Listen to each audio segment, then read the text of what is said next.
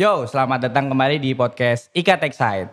Oke, kali ini saya Imam Fadilah dari Teknik Sipil Angkatan 2022 diberi kesempatan untuk menjadi host pada podcast IKA Techside kali ini. Oke, pada episode kali ini kita kedatangan tamu yang sangat istimewa nih, yaitu senior saya, Mas Yunus. Halo Mas Yunus. Halo Cik Fadil. Oke, langsung saja kita mulai IKA Techside, Inspiring New Insight. Oke, Mas Yunus, ini kan kalau kata pepatah nih, tak kenal maka tak sayang ya kan. Bisa dijelasin nih Mas Yunus gambaran tentang seorang Mas Yunus tuh gimana gitu? Iya, jadi nama M. Yunus Arianto, Muhammad Yunus Arianto. Monggo boleh dipanggil Yunus atau boleh dipanggil Ari. Monggo, saya jadi angkatan, saya masuk di Undip Teknik Sipil tahun 90. Tahun 90. Dan lulus tahun 95. Tahun 95. Ya. Itu kayaknya bapak ibu saya belum ketemu deh. Belum lahir pastinya. Belum. Ya, kalau lahir udah, tapi kayak belum ketemu. Mas Fadil belum lahir. Oh, belum. Belum lahir ya? belum. Bapak ibu saya belum ketemu. Oke, berarti masuk tahun 90 dan lulus tahun 95 ya? 95. Oke, kalau Mas Yunus sendiri tuh asalnya dari mana ya Mas? Saya berasal dari Solo. Dari Solo. Terus kira-kira sekarang kesibukannya apa nih dan pekerjaannya apa? Saya sekarang wira swasta, mengembangkan usaha sendiri di Solo sampai dengan saat ini, dari mulai tahun 2001. Mulai tahun 2001, udah cukup lama ya, udah cukup lama. Iya. Puluhan tahun. Terus mau kepo-kepo nih Mas Yunus, dulu kenapa sih bisa mau masuk teknik sipil tuh? Iya, jadi ketika saya kecil itu saya pasti ditanya ya, semua pasti ditanya lah. Cita-citanya mau jadi apa kan gitu kan? Ya, pasti Mas Fadil juga tanya kan, cita-citanya mau jadi apa gitu kan? Kalau saya dari kecil itu sudah mau jadi insinyur gitu katanya. Nah dari itu kemudian saya ya selalu konsisten. Jadi masuk teknik sipil. Berarti emang cita-cita kecil ya? Iya. Oh, mantap banget bisa terwujud sampai. Bisa konsisten ya? Bisa konsisten dan terwujud. Itu. Ya betul. Aku aja dulu kecil tuh pengen jadi tentara. Macem-macem ganti-ganti. Oke. Buat Mas Yunus sendiri tuh tipikal ini gak sih? Kalau zaman sekarang tuh ada kategori kan ya? Ada mahasiswa kupu-kupu, ada mahasiswa kura-kura ya kan? Kupu-kupu tuh kuliah pulang. Kalau kura-kura tuh kuliah rapat. Nah kalau Mas Yunus sendiri tuh tipikal mahasiswa yang seperti apa ya? Iya, kalau saya kuliah kuma. Kuliah main. Gak pernah pulang. Gak pernah pulang. Gak saya pulang pasti ke tempat kos teman saya. Sehingga saya main gitu kan. Jadi tidak kura-kura, tidak kupu-kupu. Tapi kuma. Ya. Kuliah main. Jadi 11-12 sama saya deh. Oh gitu ya? Iya. Gak pernah pulang. Gak pernah pulang. Oke, kira-kira nih dulu di Teknik Sipil Undip tuh apa sih matkul yang paling difavoritin sama Mas Yunus? Wah itu semua sulit ya Mas. Semua sulit betul. Ya. Dari semester 1 sampai semester 8, 10 semua sulit ya. Terus kemudian kita juga dipaksa untuk bisa lulus ya. Dalam tanda kutip dipaksakan waktu itu. Sehingga kayaknya sih semuanya favorit juga ya. Semuanya favorit juga. Utamanya dalam bidang yang konstruksi. Waktu itu kan ada konstruksi apa itu ya? Beton. Konstruksi baja. Menarik itu. Berarti lebih ke arah matkul struktur ya Pak Mas Yunus ya? Iya. Cuman waktu itu kan masih teknik sipil belum ada konsentrasi. Iya, belum ada konsentrasinya. Jadi masih mata kuliah sipil umum sehingga semua harus dijalani dan semua harus lulus. Seperti itu. Oke. Ini ngomong-ngomong tentang mata kuliah nih, kan pastinya tuh di kampus tuh nggak melulu tentang belajar ya Mas Yunus. Dan ini di zaman sekarang ini minat berorganisasi tuh agak berkurang. Itu kalau menurut Mas Yunus sendiri tuh gimana ya Mas? Iya. Jadi kalau teknik sipil zaman dulu itu memang kita sangat-sangat disibukkan oleh waktu kuliah, kerjakan tugas, kemudian asistensi, seperti itu. Sehingga teman-teman kayaknya waktu itu organisasi juga jarang ya. Tapi kayaknya saya salah waktu itu. Karena memang jadi telat. Dulu itu memang kurang berorganisasi, tapi setelah itu saya mencoba refleksi, perbaikan kepada diri sendiri bahwa ternyata ya organisasi itu penting. Sehingga untuk kedepannya itu merupakan suatu, kalau menurut saya suatu kewajiban lah. Tidak hanya kuliah pulang, tidak hanya kuliah rapat, tapi kita juga harus punya banyak teman. Terus kemudian kita juga banyak punya jaringan, jejaring, sehingga itu akan lebih mempermudah kita di kemudian hari ternyata. Seperti itu. Tuh teman-teman. Jadi tuh yang paling penting tuh bisa membagi waktu ya Mas Yunus ya? Iya, bisa bagi waktu. Oke. Mas Yunus pernah denger lagunya Chrisye kan ya? Yang tiada masa paling indah masa-masa di sekolah. Ya kan? Di sekolah. Nah, jadi ini ada gak sih pengalaman yang paling berkesan gitu di teknik sipil dulu Mas Yunus? Ya, waktu itu ngejar dosen, ngejar asistensi, ngejar tugas. Itu jadi dinamika tersendiri, sehingga itu butuh ya boleh dikatakan kenangan itu tidak terlupakan kan seperti itu. Tapi ketika kita punya banyak teman di angkatan, itu kita bisa saling bantu. Misalnya antri dosen ya, antri dosen kan nggak tahu kalau sekarang modelnya. Kalau dulu masih manual ya, sehingga di depan ruang dosen itu ditempel kertas. Sekarang masih nggak? Kalau sekarang ya? Bikin grup sih. Bikin grup ya. Jadi sekarang dulu nggak ada WA, nggak ada HP kan? Itu ditempel di depan pintu gitu.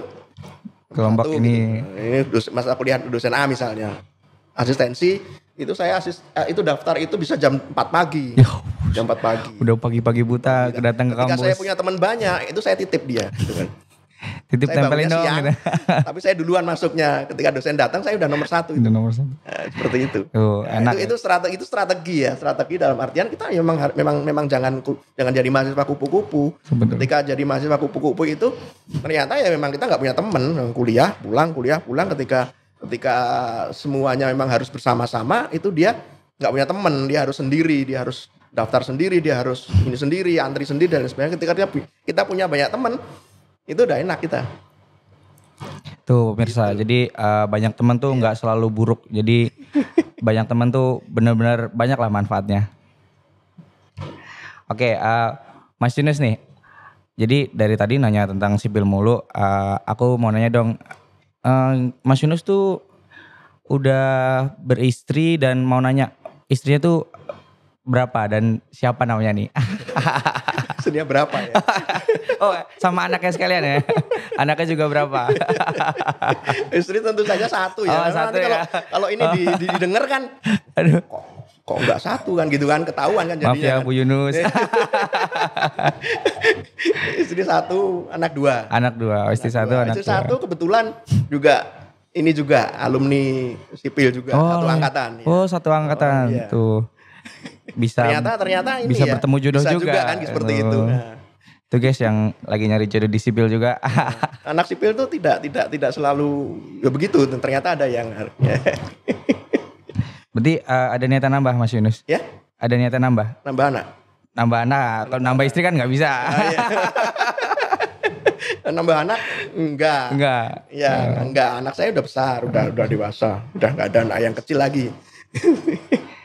Oke, Mas Yunus nih, tadi kan udah lihat CV-nya tuh, wah prestasi dan usahanya tuh banyak banget.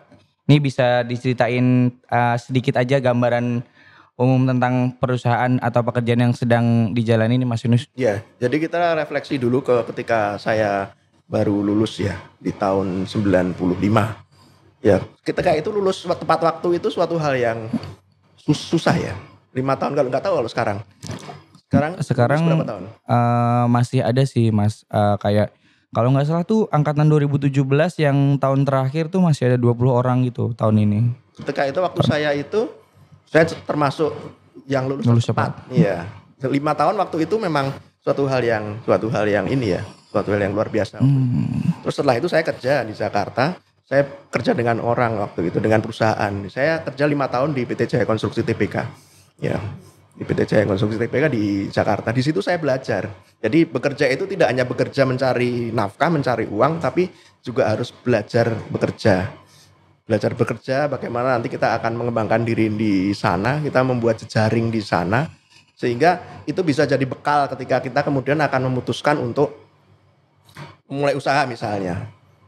Ya begitu. Sehingga ketika saya memulai usaha saya juga cukup bekal. Apa yang harus saya pelajari itu saya pelajari di tempat saya kerja di 5 tahun pertama kehidupan saya ketika saya baru lulus. Jadi ketika saya kembali ke Solo untuk memulai suatu usaha itu kita sudah paling tidak sudah siap. Seperti itu. Jadi nggak ada habisnya buat belajar ya. Habisnya belajar ya.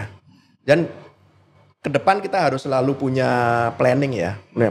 Planning masa jangka pendek, kemudian masa jangka menengah dan jangka panjang. Sehingga kalau anak sekarang nggak tahu nih, punya planning nggak? Ketika lulus nanti jadi apa, mau apa. Kemudian dalam 10 tahun ke depan kita sudah harus jadi apa. Kemudian 20 tahun harus sudah jadi apa. Itu harus kita punya sehingga roadmap jalan kehidupan kita sudah kita rintis sejak awal. Tidak kemudian kita hanya sekedar sporadis cari kerja, kemudian nggak tahu kemana, pindah sana pindah sini, tidak konsisten.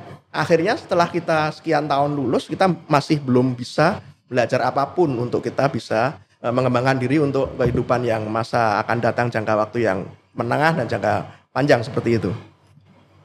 Oh oke. Berarti untuk usaha-usaha sekarang tuh kebanyakan ada di Solo ya Mas? Ya di Solo. Oh di Solo. Ya. Berarti kembali lagi ke kota asal.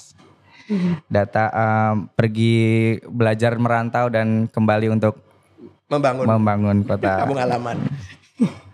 Terus berarti emang udah sejalan ya sama cita-cita dari dulu yang dari kecil udah pengen jadi insinyur dan terlaksana sampai akhir. Ya, alhamdulillah konsisten. Terus ada nggak sih Mas Yunus goals yang belum tercapai? Ya, jadi usia saya saat ini kan sudah 50 lebih ya.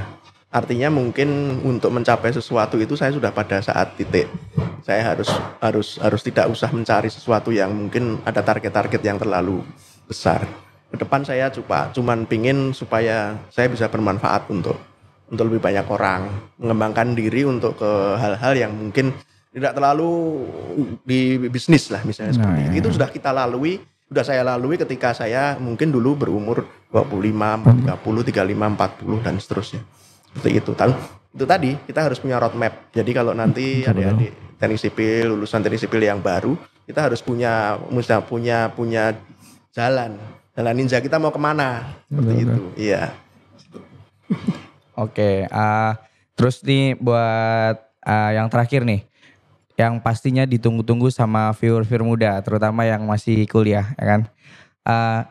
Mas Yunus boleh dong kasih tips-tipsnya buat adik-adik mahasiswa teknik sipil nih, khususnya seluruh mahasiswa umum, gimana caranya menggapai suksesnya masa depan gitu. Ya, jadi kita belajar tidak hanya hard skill, tapi kita harus belajar soft skill. Itu lebih penting. Kita tidak hanya sekedar belajar hard skill itu mata kuliah, kemudian kita ada target-target kuliah dan lain sebagainya. Itu penting, tapi lebih penting adalah soft skill karena itu merupakan suatu tabungan untuk kita nanti ke depan. Salah satunya karakter, salah satunya membangun jejaring, kemudian komunikasi, kemudian interpersonal. Itu juga suatu hal yang penting yang itu tentu saja menjadi hal yang lebih penting ketika kita nanti memulai masa kerja. Kita harus berhadapan dengan banyak orang, kita harus negosiasi, kita kemudian harus menjaga kepercayaan itu karakter ya. Karakter itu menjadi hal yang penting juga. Sehingga itulah bagaimana kita selain kuliah, kita juga harus menjalani atau belajar soft skill, hubungan dengan teman, menyiapkan semuanya ya Mas ya. Hubungan dengan semuanya, komunikasi, belajar untuk negosiasi dan lain sebagainya. Itu tipsnya. Tuh guys, jadi itu beberapa tips yang sangat-sangat berguna nanti biar kita bisa nyusul kesuksesannya Mas Yunus gitu. Oke, viewers. Sebenarnya masih banyak nih yang akan diobrolin sama Mas Yunus. Tapi sepertinya akan kita lanjutkan di episode selanjutnya ya.